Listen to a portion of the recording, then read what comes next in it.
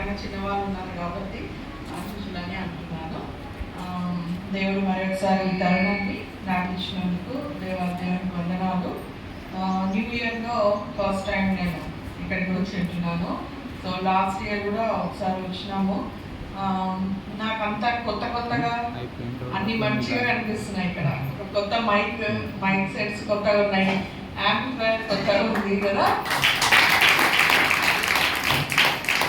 నాకు కొత్తదనం అంటే ఇష్టం అన్నమాట.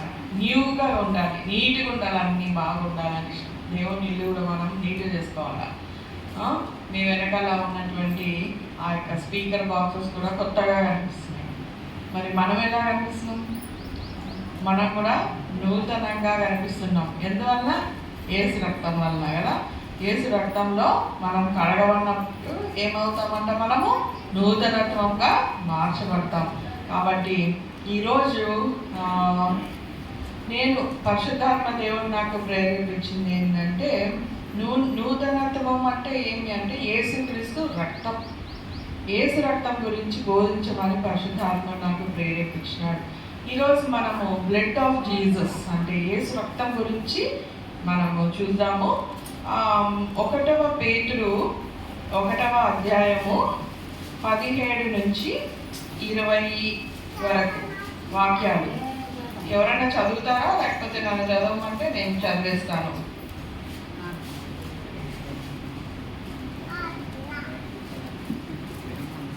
1వ పేతురుకు రాసిన మొదటి పత్రిక 1వ అధ్యాయము 17 నుంచి 20 వరకు.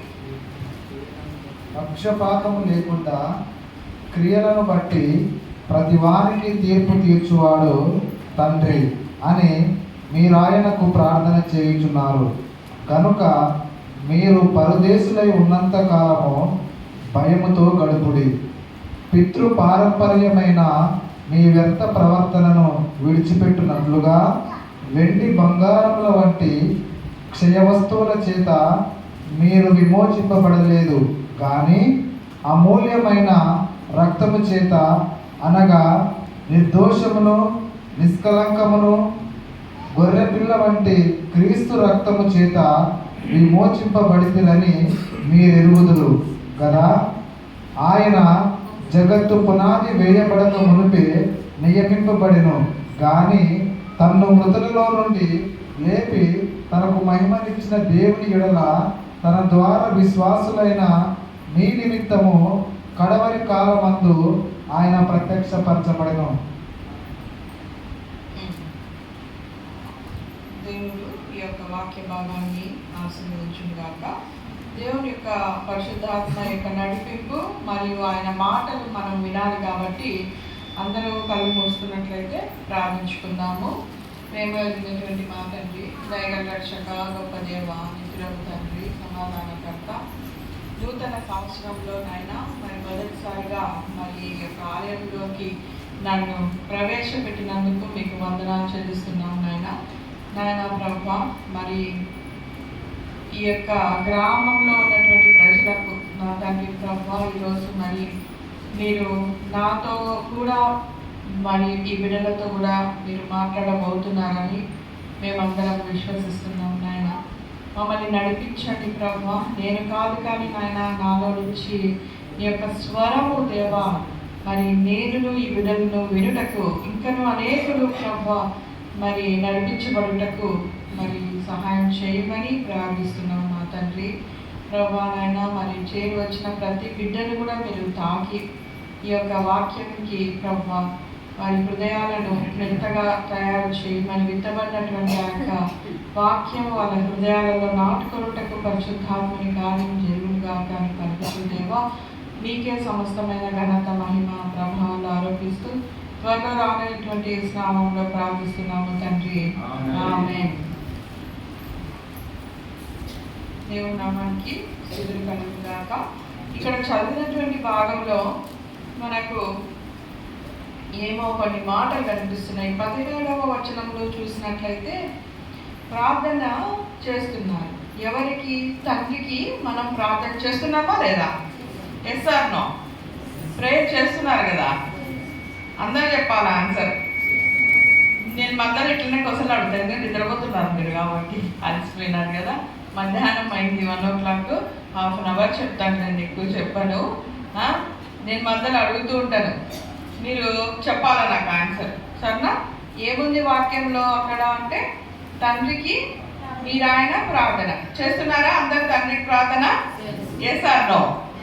ఎస్, వెరీ గుడ్, అవును. తర్వాత పరదేశులమై ఉన్నామా మనము? అంతే కదా. పరదేశులు అంటే ఈరోజు మంది కాదు. ఇప్పుడు నేను ఇంత మాట్లాడకుండా పిలుకొస్తే వెళ్ళిపోవాల్సింది, ఎవరైనా పోవాల్సిందే. రేపు మనది కాదు కదా. కాబట్టి పరదేశులం. కాబట్టి అక్కడ ఏమంటున్నాడు? పరదేశులుగా ఉన్నాము, తండ్రికి ప్రార్థన చేస్తున్నాము. కాబట్టి మనం పరదేశులం అని గుర్తుపెట్టుకుంటే ఎలా ఉండాలంట?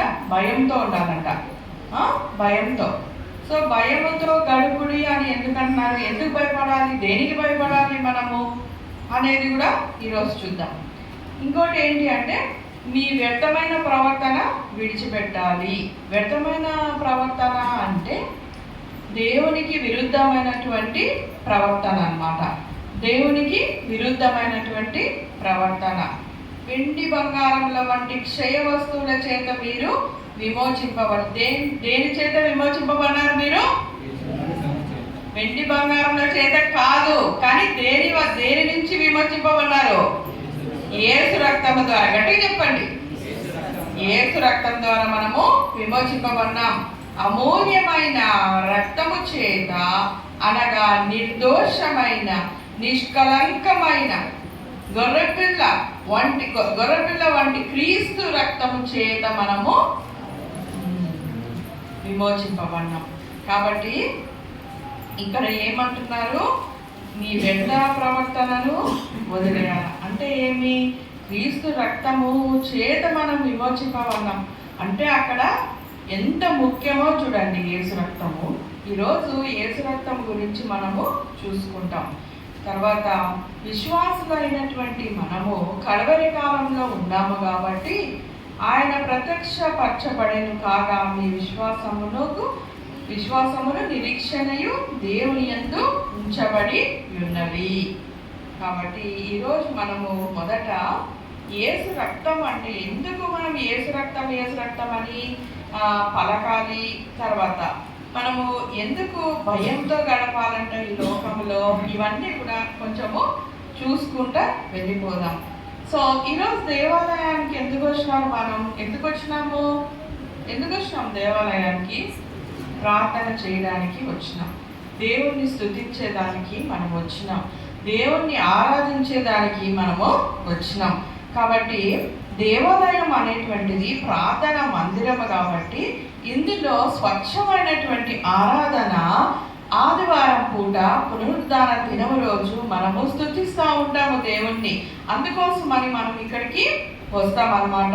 అయితే దేవాలయం అనేటువంటిది ప్రార్థించేటువంటి స్థలమే కాకుండా దుఃఖముతో ఉన్నవారు దేవుని సన్నిధికి వచ్చి వారి భారమును బహుగా ఏడ్చుచు ప్రార్థన చేయు స్థలము. మీరు ఏడ్చినారా?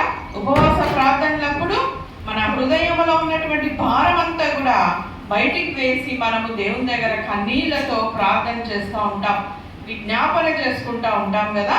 కాబట్టి దేవాలయం కూడా ఏంటి అంటే విజ్ఞాపన చేసేటువంటి బహుగా ఏడ్చుచు ప్రార్థన చేయు స్థలం అన్నమాట. కాబట్టి ఏమని ప్రార్థన చేస్తామంట? నన్ను మరొక జ్ఞాపకం చేసుకోమని అన్న 1వ సమూయేలులో 1:10-11 నన్ను మరొక జ్ఞాపకం చేసుకొని మా అక్కర్లు తీర్చుమని మొక్కుబడి చేసుకొని స్థలము, విశ్వాసులు విజ్ఞాపన చేసే స్థలము దేవాలయము. కాబట్టి హన్నా కానీ, షారా కానీ, రిబ్కా కానీ, రాహేలు వారందరూ కూడా ప్రార్థనలో దేవుణ్ణి వెతుకుతూ వచ్చినారు. తర్వాత మన ప్రార్థనలన్నీ కూడా ధూపము వలె. మామూలుగా ధూపం అంటే ఏమి? సాంబ్రాణి పొగ వేస్తే ధూపం వస్తుంది కదా. అదే విధంగానే మన ప్రార్థనలన్నీ కూడా పైకి ఎగిరిపోతాయంట, పొగలాగా పోయి దేవుని దగ్గర చేరుతాయంట. ఇక్కడ చూడండి 1వ తెస్సలోనికీయులకు రాసిన పత్రిక 3:9 రాత్రి పగళ్ళు అత్యధికముగా దేవుని వేడుకొను స్థలము దేవాలయము. తర్వాత కీర్తనల గ్రంథము 141:2లో చూస్తే నా ప్రార్థన ధూపము వలె ఉండును అంటున్నాడు. నా ప్రార్థన ధూపము వలె, మన ప్రార్థన ధూపం వలె వెళ్తుంది. ఆ పాత్రలు పరిశుద్ధుల ప్రార్థనలు అని ప్రకటన గ్రంథము 5:8లో కొన్ని పాత్రలు ఉంటాయంట.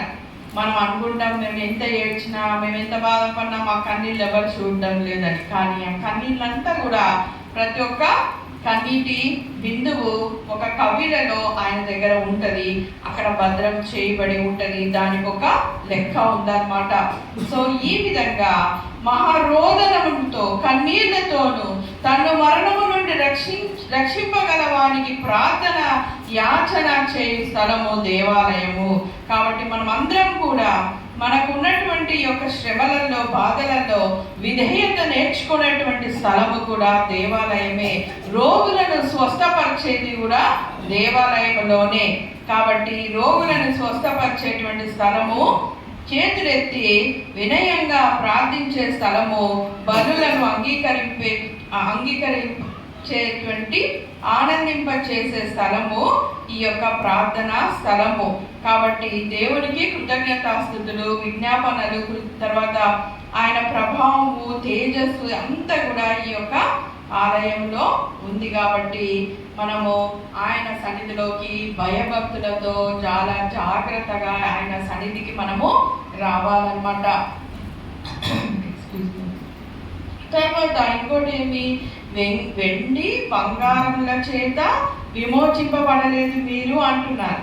సో వెండి బంగారాలు ఈ లోకంలో చాలా ప్రశస్తమైనటువంటివి కదా. వెండి కొనుక్కోవాలి అని డబ్బులు దాచుకొని పట్టీలు కొనుక్కుంటారు, డబ్బులు దాచుకొని ముగ్గురాయి కొనుక్కుంటారు, దాచుకొని సైడ్ గమ్మలు కొనుక్కుంటాం కదా. ఇవన్నీ కూడా మనకు ఇష్టము.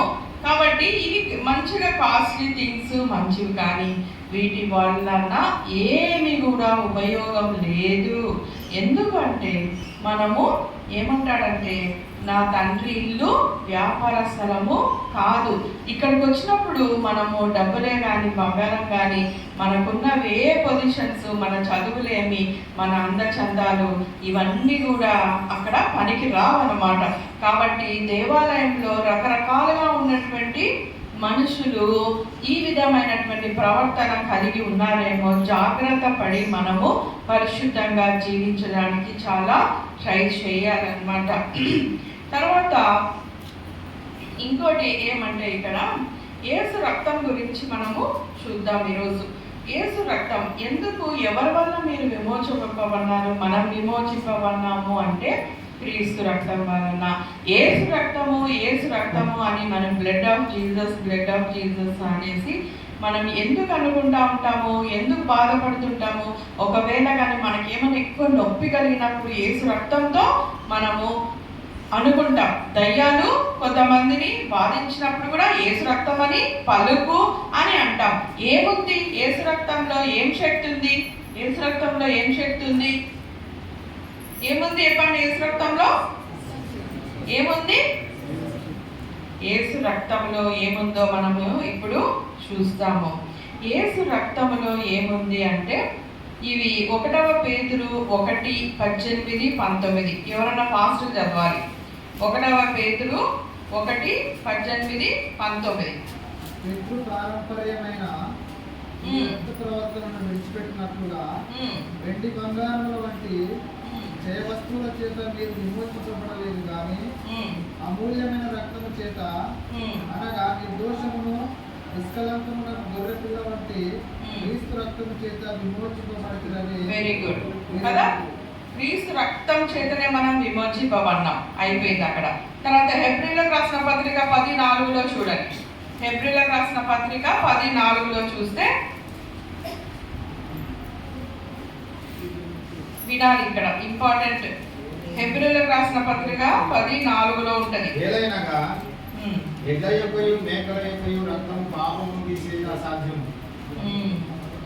ఎడ్లు, మేకలు, నల్లకోళ్ళు తీసుకొని పోయి బలి ఇస్తున్నాం. అప్పుడు ఏమొస్తుంది? రక్తం వస్తుంది. కానీ ఆ రక్తంలో మనకు విమోచన లేదు. ఎంత క్లియర్గా ఉంది చూడండి. ఆ రక్తంలో మన పాపాలు పోతాయని బలి అర్పణగా అర్పిస్తున్నాము. గొర్రెలను ఇంకా ఎడ్లను తీసుకొని పోయి అక్కడ మేకలను తీసుకొని పోయి బలిస్తున్నారు. కానీ ఆ రక్తం వల్ల మనకు పాప విమోచన ఉందా? లేదు. కాబట్టి హెబ్రీ 13:12 చూడండి కింద. హెబ్రీలకు రాసిన పత్రిక 13వ అధ్యాయము 12వ వచనంలో చూడండి. యేసు కూడా తన స్వార్థము చేత ప్రజలను పరిశుద్ధపరచుటకై దానిని వెలుపడ శ్రమ పొందెను. ఆయన యొక్క రక్తము మనల్ని ఏం చేసిందంట? పరిశుద్ధపరిచింది. కాబట్టి యేసు రక్తము జయము, యేసు రక్తం అనుకోవడంలోనే మనకేమైతుంది? అక్కడ పరిశుద్ధత అనేది మనకు వస్తూ ఉంది. తర్వాత ఇంకోటి ఏమంటే యోహాను సువార్త 6:53లో చూసినట్లయితే, కావున యేసు ఇట్లా అనెను, మీరు మనుష్య కుమారుని శరీరము తిని ఆయన రక్తము తాగితేనే కానీ మీలో మీరు జీవము గలవారు కారు. నా శరీరము తిని నా రక్తము తాగువాడే నిత్య జీవము గలవాడు.